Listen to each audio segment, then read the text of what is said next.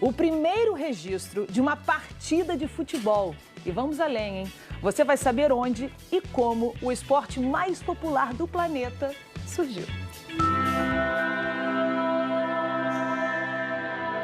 Você sabia que o futebol só existe da maneira como é jogado hoje? Porque há muito tempo um grupo de homens se reuniu e usou as árvores para divulgar o esporte? E você sabia que o rugby e o futebol eram um só esporte e o cara que decidiu separá-los ficou tão importante que virou uma estátua? E qual é a imagem mais antiga de uma partida de futebol que você lembra ter visto? Pois então prepare-se, porque nós vamos fazer uma viagem no tempo em direção às origens do futebol. Nós vamos mostrar documentos, admirar relíquias e ouvir histórias que vão nos levar até aqui, ao grande jogo, onde tudo começou. Isso é o futebol de antes, de muito antes. Você que se liga na Globo, bem-vindo às emoções do Brasileirão. E esse é o futebol de hoje. Velocidade, precisão, detalhe, o mínimo detalhe. A câmera que tudo vê, tudo revela, tudo revê, tudo replay. E no telão, quando a gente se vê, gol, gol, gol, gol no ângulo, gol por vários ângulos. A final da Copa de 2014 no Brasil foi filmada por 34 câmeras de alta definição. Ah, sem contar as 14 que estavam lá só para tirar dúvidas, caso a bola ultrapassasse ou não a linha. Alguém aí ainda acha que a tecnologia não é bacana para o futebol? No estádio. Hoje, por exemplo, você pode adiantar boa parte da partida para ver só os lances que te interessam. Ou então, congelar a imagem para ir fazer um lanche na cozinha e depois não perder nenhum momento da partida. Mas, e no início de tudo, como é que era? Um plano único, câmera imóvel, preto e branco. Uma partida disputada no dia 24 de setembro de 1898. O que você está vendo agora é a imagem mais antiga de uma partida de futebol já registrada. Blackburn, a equipe de branco, contra West Bromwich, de listrado. Jogo da primeira divisão do campeonato inglês no Ewood Park, estádio do Blackburn. 4-1 para o time da casa. E, gente, não adianta esperar por nada mais muito diferente do que isso, não. São 45 segundos de ação morninha. Mal dá para se enxergar a bola, entender a partida.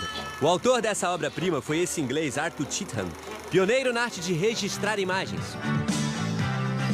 E é aqui que começa a nossa viagem em Manchester, a segunda cidade mais populosa da Inglaterra depois da capital, Londres.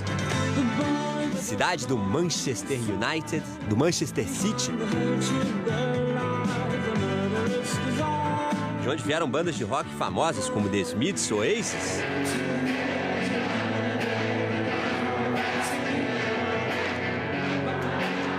Este inglês apressado é Will McTaggart.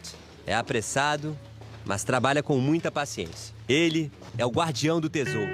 Cuida do filme há mais de 25 anos. So the film had been discovered in a tin trunk. O filme foi descoberto em uma lata que estava guardada dentro de um baú do quarto do neto do Sr. Cheetham. Quando abriram o baú, havia uma coleção de filmes, entre eles o do jogo do Blackburn contra o West Bromwich. Ao longo das décadas, algumas partes foram se deteriorando porque o filme não foi armazenado nas condições apropriadas. Nós acreditamos que o filme original era 4 minutos maior. Em 1987, o material foi doado por um professor para a Biblioteca Nacional de Manchester, onde funciona o arquivo de filmes do noroeste da Inglaterra, onde trabalha a equipe do Will, hoje responsável pelo filme. Nosso trabalho é tornar o filme acessível para as pessoas. Assistindo atentamente, dá para reparar como o futebol era diferente naquela época. Mesmo tendo apenas um vislumbre do jogo, podemos perceber que o estilo de jogar era muito diferente. Um grupo de pessoas perseguindo ao mesmo tempo a bola. E o goleiro ficava andando sobre a linha do gol, como se estivesse entediado. Diferente? É porque as câmeras não existiam para mostrar o futebol nos seus primeiros dias de vida. Aquilo sim, poderíamos chamar de diferente. E a nossa viagem no tempo, em busca das origens do futebol, só vai continuar porque os museus se preocupam em tomar conta da nossa história. E esse faz em grande estilo. Centro de Manchester. Se quisermos chegar à raiz desse esporte, ao começo de tudo, nós precisamos entrar no Museu do Futebol. Precisamos passar direto pelo salão que guarda a camisa da Inglaterra usada no primeiro jogo internacional da história contra a Escócia em 1872. Dar só uma rápida olhadela no espaço reservado para a camisa que o Pelé usou na final da Copa de 58. E a número 10 que Maradona vestiu quando marcou o gol de mão na Copa de 86.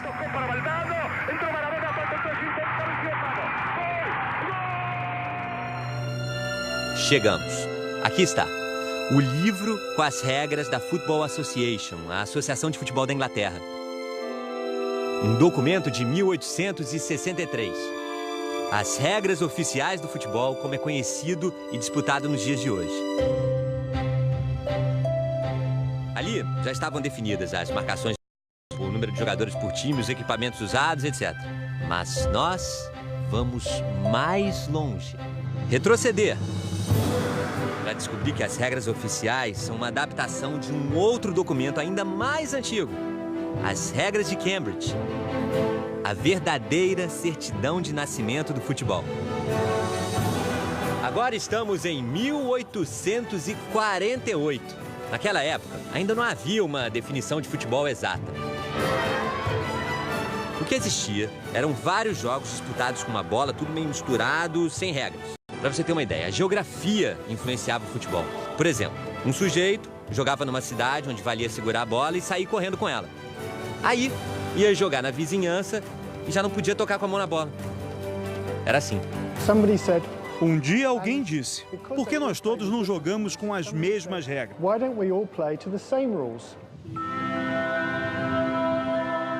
Foi na Universidade de Cambridge. Cansados daquela informalidade, um grupo de alunos se reuniu e criou 11 regras com o objetivo de uniformizar o futebol. Depois eles saíram pelo campus da universidade. E nas árvores afixaram folhas de papel onde estavam escritas as regras daquele que um dia se tornaria o esporte mais popular do mundo. Ali, nas árvores, estavam as sementes do futebol. Regra número 2. Saída de bola. No começo do jogo, a bola deve ser chutada no meio do campo. Após cada gol, o jogo deve recomeçar desta mesma maneira. E não é assim até hoje? A bola está rolando. Regra número 6. Tiro de meta. Quando a bola sai pela linha de fundo, deve ser recolocada em jogo pelo lado em que deixou o campo. A bola deve ser chutada a não mais do que 10 passos da linha de fundo. Sim, agradeça aos alunos de Cambridge a existência das fantásticas cobranças de tiro de meta. Regra número 7. O gol.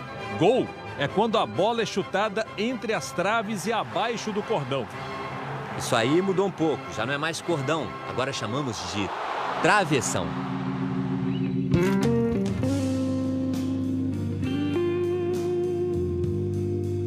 O Alan e o Neville são estudiosos das regras de Cambridge e são eles que contam pra gente algumas curiosidades. As regras de Cambridge não especificavam as dimensões do campo, por exemplo. Então, você podia jogar em qualquer espaço que fosse limitado por 4 cantos. Sabe como o lateral surgiu no futebol? Originalmente, os torcedores se posicionavam na linha lateral do campo. Então a bola não saía, porque as pessoas chutavam a bola de volta para o campo. Ou seja, eles influenciavam no andamento do jogo sem que fizessem parte da partida. Marcos Rocha joga para a área. Para impedir essa ação, inventaram o lateral. Mas você só podia jogar a bola numa direção reta. Não podia lançar para frente ou para trás. E quando descemos para outro andar do Museu do Futebol, o professor Gary James continua a aula de história. Quando faziam um gol, os times trocavam de lado. Não existia a troca na metade do jogo, no intervalo. Era após cada gol. E aí você deve estar se perguntando, e a regra número 1? Número 1, teoricamente, a regra mais importante, né? A regra número 1 é... Este clube deve se chamar Universidade Football Club. É que para aqueles rapazes o futebol seria só um joguinho, o clube deles, da galera da faculdade. É impossível precisar quantas árvores os alunos de Cambridge usaram para pregar as primeiras regras. Mas devem ter sido muitas, viu? Porque o tal do futebol ficou popular. Sabe quantas pessoas acompanharam a final da última Copa entre Alemanha e Argentina? Mais de 1 bilhão no mundo todo. Olha o gol, pra fora! E nos lugares mais remotos do planeta, sempre vai haver uma camisa de time de futebol. Um fenômeno de popularidade, sem dúvida. Agora, também não dá pra dizer que é uma unanimidade. Eu não consigo gostar de futebol. É permitido trapacear, se atirar no chão, fingir. Como é que alguém pode se apaixonar por isso? Este é o Phil. O esporte preferido dele é o rugby.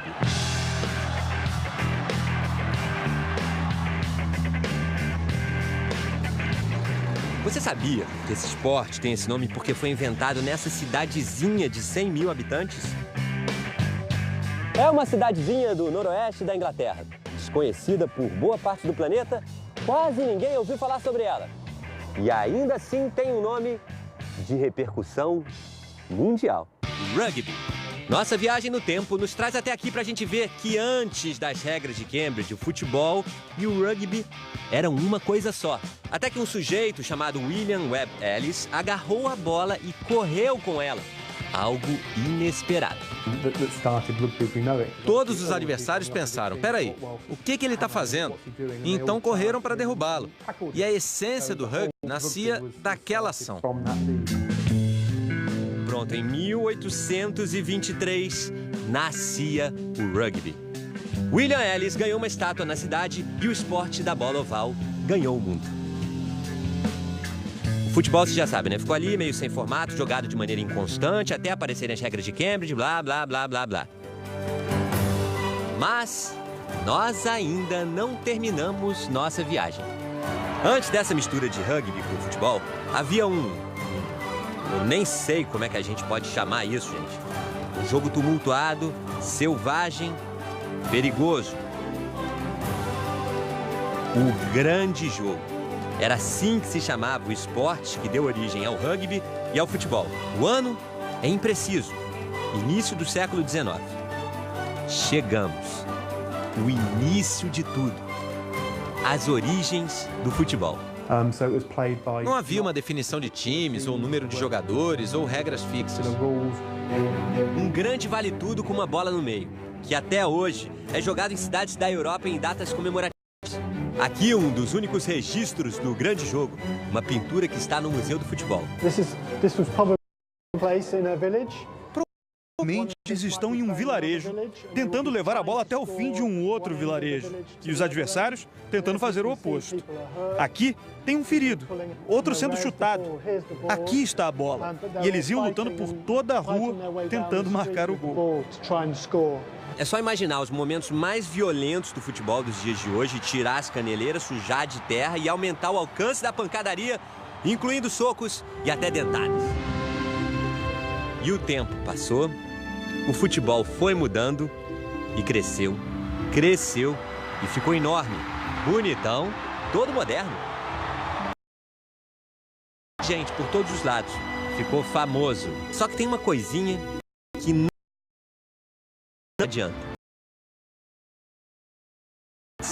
Séculos. O grande jogo.